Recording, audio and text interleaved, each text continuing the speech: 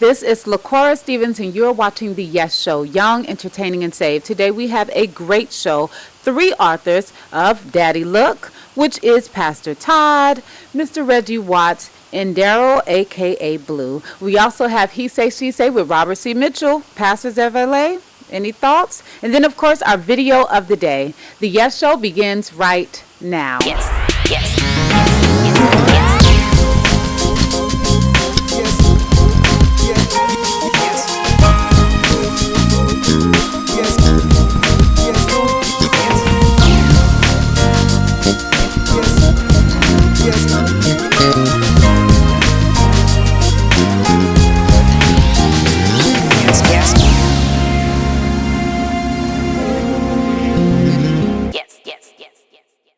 Hello, everyone. This is LaCora Stephens with The Yes Show, and it is time for He Say, She Say with Robert C. Mitchell. Yes, it is. Yes, it is. You look a little bothered over there, Robs. What's going on? Me and LaCora was having a little speaking before the camera came on, so she knows that I'm a little bothered right now. But he needs to let it go. Though. I love her, though. Yeah, I love you, too, and he needs to let it go. And we're going to tell you guys it's going to be a He Say, She Say coming up next, and it's about the N-word and how Christians use it, and if it's okay, if it is not okay. And we have very, very contrasting thoughts about how it should operate. It'll be interesting. But yes, very interesting, but we're going to make that for next time. But today, what we are going to talk about is Pastors of LA. Oh my God. Woo-wee. This is some juicy stuff right here, isn't it? It is. Preachers of LA is going to start in October, and we actually have three pastors on the show today. Actually, one is a pastor. They're the authors of Daddy Look. So you're going to see them later on, but now, Preachers of LA, let's talk about it. Let's talk about it, LaCora. Well, from my understanding, this is a reality show that is coming out where you have some of the big name preachers here in the Los Angeles area actually being interviewed, followed, all the type of things that we see today in reality TV. Right. And I think this is a train wreck waiting to happen. I'm sorry. Ooh, and see, and I just don't know about that because it's like, I've been looking at the comments on YouTube and everything like that, and people, man, you guys are something else. It's like because they haven't even seen the show, like it hasn't even premiered yet. It hasn't even premiered. LaCora, wait. Okay. We all know reality TV. Yes, we do. And reality TV is not about love and prosperity, the ones that I see. Okay. They're well, wait a minute. There are, right, because you just told me the other day about T.I. show, which I haven't seen, but you bragged about it and said it was positive. And I do feel that T.I. show is positive, but I don't feel like it was meant to go in that direction. I think everything is about ratings, so when something actually works, it's like, oh, I guess we don't have to make it ratchet. But it's still on, right? And it isn't ratchet. But that's what. So can't that happen for Preachers of LA? It can, but everybody knows that. Well, I won't say everybody, but for the majority of reality shows that you see, just like with R&B Divas of LA that just aired, they always say the producers and the production is always trying to get the juicy stuff, which is the mess. So that is their aim. Their aim is to keep ratings up, and unfortunately, a lot of people just don't like positive stuff. Well, let me say that one of the producers is Dr. Holly Carter. Now, she is awesome. Christian woman of faith. She's one of the co-founders of the Merge Summit. She is responsible for the Sheards, which I haven't really tuned into, but I've interviewed Kiara Sheard. I just don't have cable, so I'm sorry. But I've only seen clips and snippets, you know, and it seems to be real. It's not like it's not a train wreck. And let me articulate what I'm really trying to say, because my hopes in my heart is that this will be a positive show, that it will show an aspect from the world of the pastor, which I've always known as human as well, and sometimes the church is so quick to judge or put more of a standard on them. So I'm hoping that it shows a great light, but I'm coming from the energy of I know Hollywood, and Hollywood would take something as purified as our men of God and pastors and try to find a way to what's the word I'm looking for? Demonize them? Absolutely. I love that word. Now, absolutely. But you could say that, so you're not judging the pastors. You're Not at all. judging the entertainment business, the Absolutely. industry, and how what they Absolutely. go after. Absolutely. Okay, I could Absolutely. accept that, because I was going to say, well, hold up, because it sounds like you're being judgmental yourself. Yeah, But since you're yeah, you would have saying been wrong with that. I would have been wrong. Okay. Well, I feel, yes, we have some big names on the show like Dietrich Hatton, Bishop Blake, Okay. Pastor Shaney down in Long Beach, as well as there's a rock and roll pastor, there's an ex-thug pastor, so That's we're, gonna be the one they're gonna try to get. let's actually, They're gonna try to pull that thug out of him. I'm telling you. I know Hollywood, but Pastor, y'all stay prayed up, because you know you're walking into the lion's den. So let's just hope that you can sleep on their bellies. stay prayed up like Candy Burish. You know what? Let's take a look at the trailer. We'll be right back. Enjoy. That's a good shot. I don't care what they say, man. They can run my name in the ground. I will never walk away from God. If I love him, who cares if I live with Dietrich Haddon? That's just not God's will that you do that. If he wasn't who he was, nobody would care. I don't want us to lose us. I want to be the best at everything, but I can't. I didn't ask for all of this. Are you and Bishop engaged? No, we're not. So let's just not assume that I'm here to be his wife. I have been chosen by women. Women choose me and make an approach. Okay. Oh, hold on. Oh, no. You want to talk to me about this? I'm sick of y'all bishops preaching this stuff that's not in the Bible. I can't be everything to everybody, you know? But people expect that. When you was hurting, you shut me out. And I am mad about that. I am mad for real about that one. I am. You did shut me out. Time to turn the cameras out. All right, so that was the trailer. It looks like it's going to be pretty good. Yeah. Some good stuff. Listen. I have my fingers crossed, and I have my heart and my Christianity is being put in the front to believe that God is capable of making this something great. But that old Hollywood, I know they say we don't fight against flesh and blood, but of spirits. And Principalities. absolutely. But you know what? Because it's Hollywood versus Holly Carter. And she's pretty good, So, and I think that believe in with Holly. her I believe behind in it, Holly. with her, behind the packaging and behind the branding, I think that this will not go awry. I think that it will, be a good show. And to be fair, LaCora, you remember what happened on the pastor's wives. Oh, reality yes, I show. did. And guys, we had that for you guys, and you seen some of the footage on that, and that was a train wreck, and it was not a real representation of what I First Lady. Absolutely. And you know what? When I Absolutely. interviewed Pastor Cheney and his wife Maisha, First Lady Maisha, she said, you know what? No gimmicks, no games, no scripts. These are real first ladies that you are going to see and interact with. So that would be great, because as they said, it's not just about, the church going in the pulpit, but it's their lives that we don't Absolutely. really see, because a lot of times they're so untouchable. We don't have dinners with our pastor. We don't know what they're talking about. We don't know what they're dealing with. And pastors, preachers of LA is going to give us a glimpse into that. I'm going to stay tuned. Are you going to stay tuned? I sure am. I'm going to be at your house watching it because I don't have cable, okay? Okay. Just make sure you have some of that country boy catering there. He just uses me for my food, and this is not fair, but we'll talk I about that do later. use him for his food, but I still love him. You guys, we have the authors of Daddy Look. When we get back, stay tuned.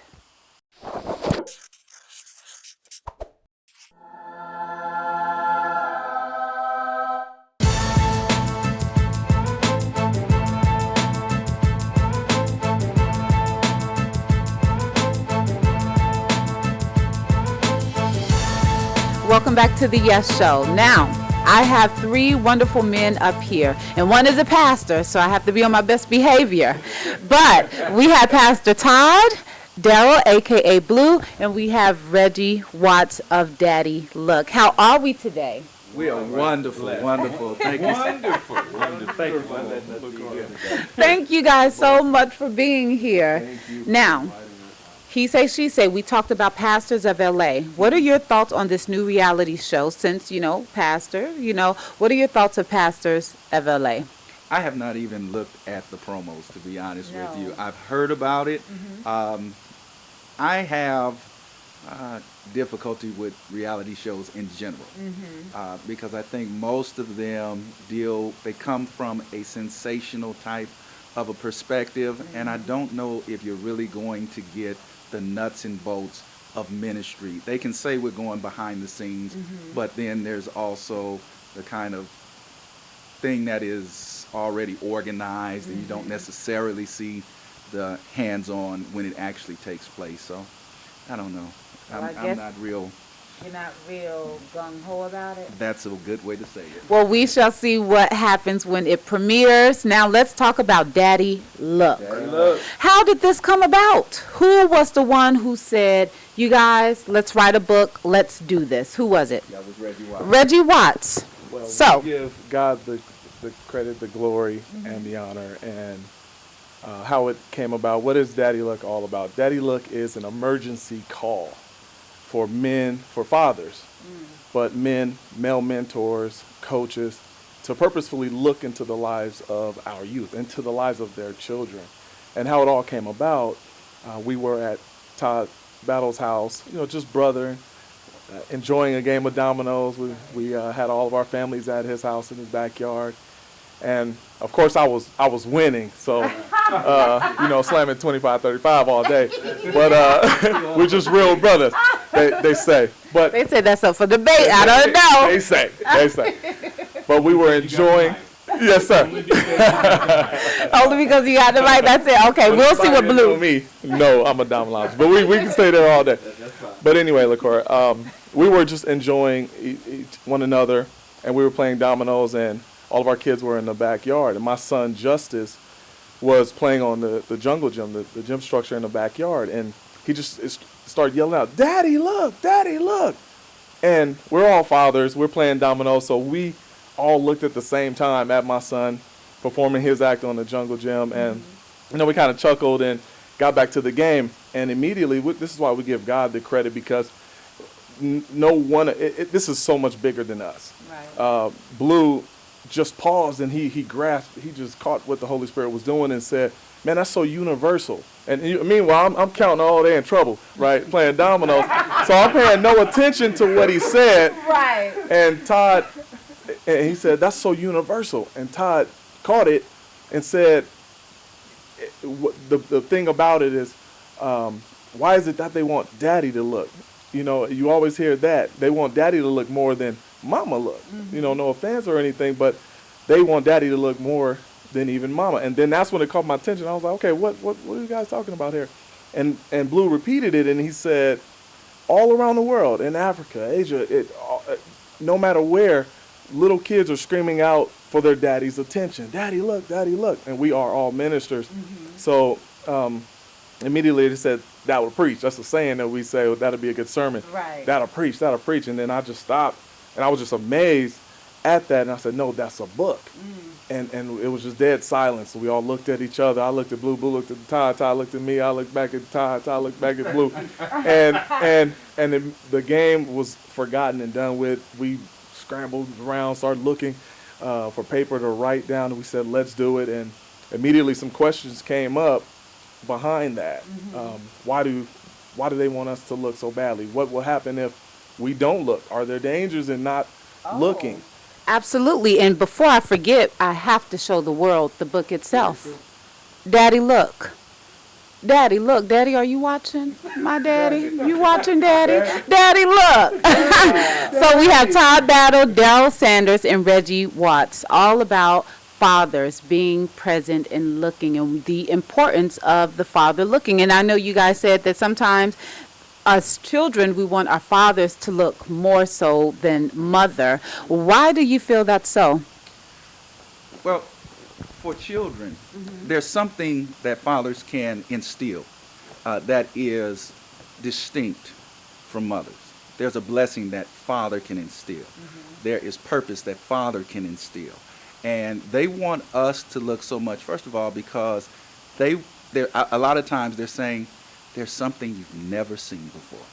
We want you to look because it's something you've never seen before. Dad, this is new. And so they want to be acknowledged. They want to have approval. They want these things in their life. And also they want us to look because they want to make sure that we're not misdiagnosing their giftings. And we're not trying to live our lives vicariously through them. And most of the book, well, all of the book actually, is based on different fathers throughout the Bible. And so, for instance, with misdiagnosing the gift, we base that on Jesse and all of his sons, including David. And when the prophet came to Jesse's house and said, hey, there's a king in your house, Jesse lined up all of his sons except David. And so in Jesse's mind, all of these are king's material and David's not. And so what he was really saying is, I know who's a king. I know who's king material. And so he was impressing upon them what he thought they ought to be. And it's the same thing in our lives. A lot of times fathers are good intention, but we always needed a doctor in our house. We always wanted a lawyer in our house. We wanted the next LeBron to be in our house. And they're putting that on their children. And kids are saying, Daddy, look, that's not me. See me for me and my individual giftings and my individual talents. Now, Blue, your father. We are all fathers. Well, I'm not a father, but let's get that straight.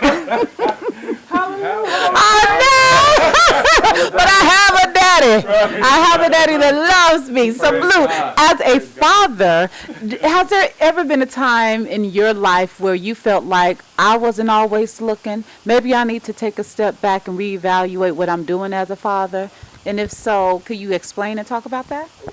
That's so funny that you mentioned that, because I think that every time we engage as a threesome in this book, as we wrestle with this book, conviction rises. There's always areas of critique, just like the Word of God. The Word of God is like a mirror. This here, all we did was just pull a piece of what Scripture says about fathers as this little piece of a mirror. This is like a compact mirror. And so this compact mirror that we use to analyze how we ought to be as fathers, how we ought to engage our children, constantly convicts me. I fall short consistently.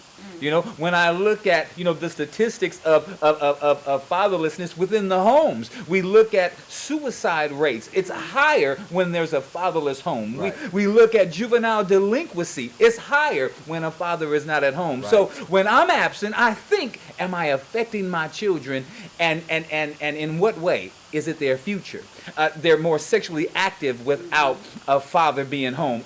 These statistics are real.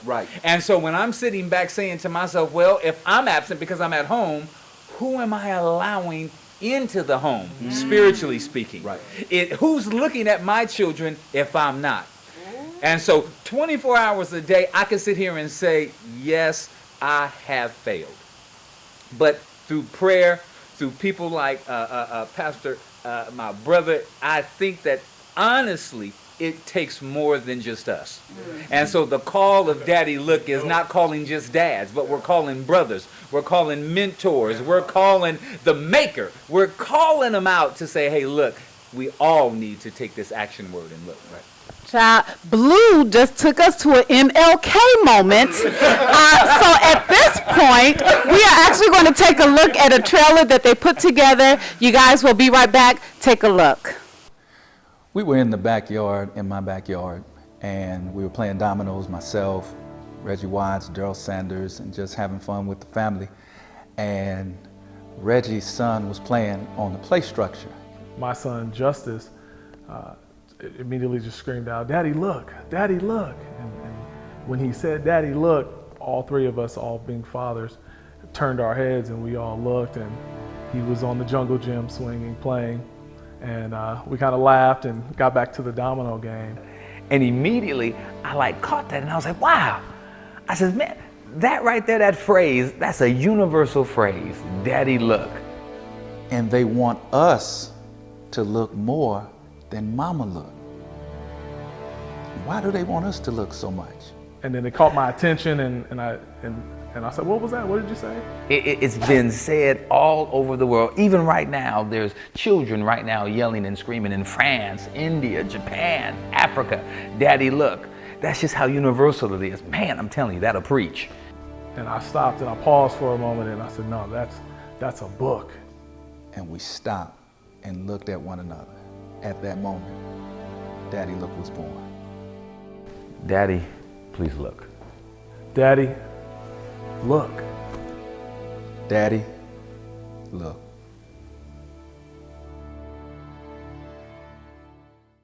All right, so we are back with the authors of Daddy Look.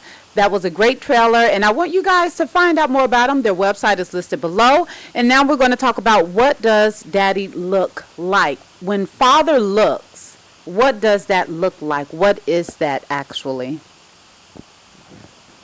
Well, when Daddy looks, the best way we can describe it is by using our own lives, our own situations.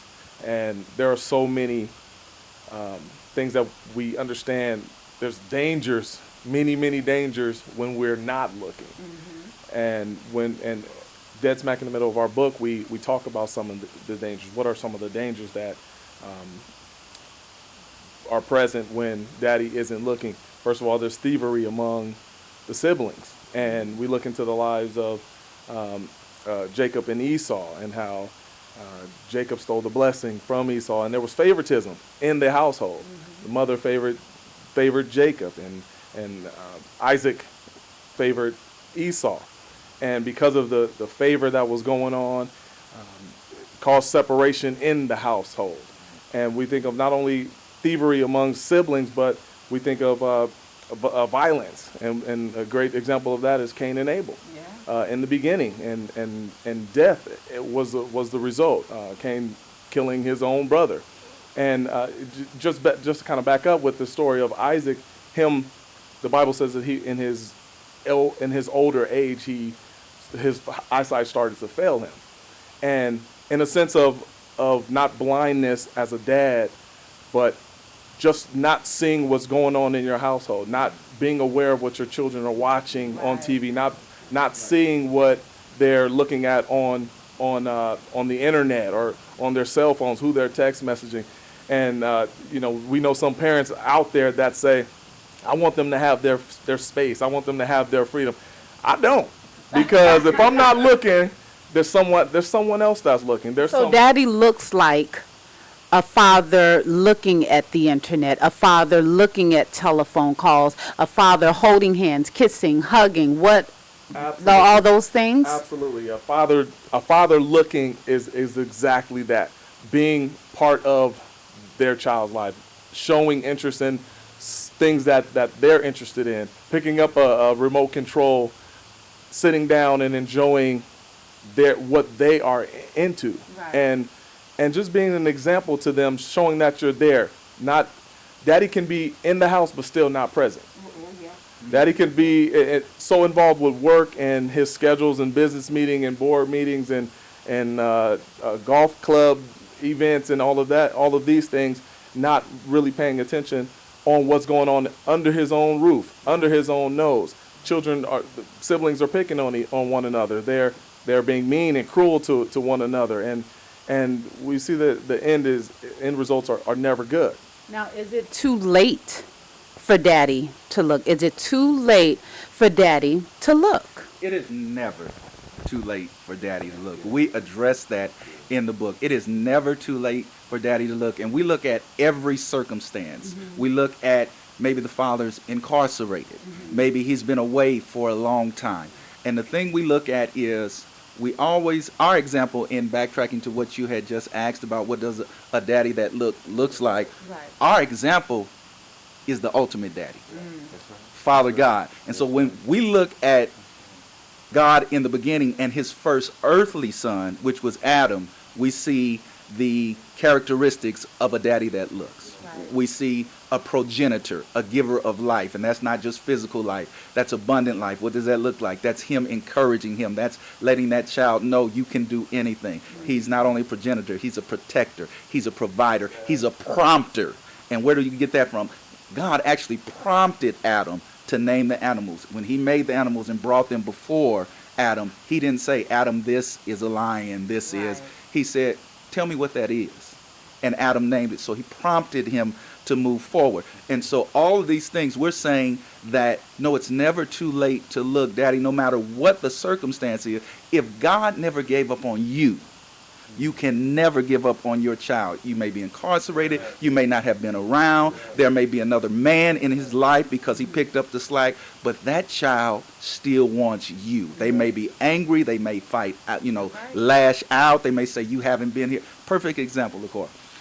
We met a young lady while we were researching the book. She was approximately 32 years old. And when I started telling her about the principles of the book, and I asked her, how would you feel? And she told me she didn't know, she hadn't been around her father since she was 9 years old. And I asked her, how would you feel if he wanted to get back into your life? And her statement was, I'm cool. He doesn't have to do anything for me. I don't need him. And as I continued to talk about what the book was about and what we were prompting, even fathers who have been absent for a long period of time, I looked up and she was crying. She was crying. And she said, I don't know where that came from. I thought I was done with him. I don't know what that was. I said, I know what it was. You still want Daddy to look. It's never too late. I don't care how old they get. They want Daddy to look. And so daddies, I don't care what you have to do. Text, write, put up a kite, carry a pigeon, whatever you need. Send smoke signals. That's it. Make that move. I don't care what the obstacles are. He deserves you. She deserves you. They need you. It's never too late. And it's never too late for you guys to take a look at their website and to find out more about them. So, Blue, if you could let us know how to find out more information about Daddy Look and about the authors and everything, how to purchase a book maybe. Right. Yeah, just go on to daddylook.net. That's www.daddylook.net. You can see us. We're LinkedIn. You can get with us on Facebook. You can get with LaCora to get with us. I mean, just get connected. Just get connected. I think that the way social media is now, and it is how it is today, that you can do just about anything. You could go on Amazon, find us. You could go on Christian bookstores and find us. You can find us on Zulon. You can find us on YouTube. So just do that. Like us. Whatever you got to do, just get connected, because our major hope is that we reach a father, and we have our motto saying that every father reached is a generation changed. I love it, and I know you guys love it. This is the book, Daddy Look. I'm your host, LaCora Stephens. This is the Yes Show, Young, Entertaining, and Saved. You guys, remember to use your talent to glorify God. Now we have our video of the day, and you guys will be tuning in, yes? Yes. All right, God bless.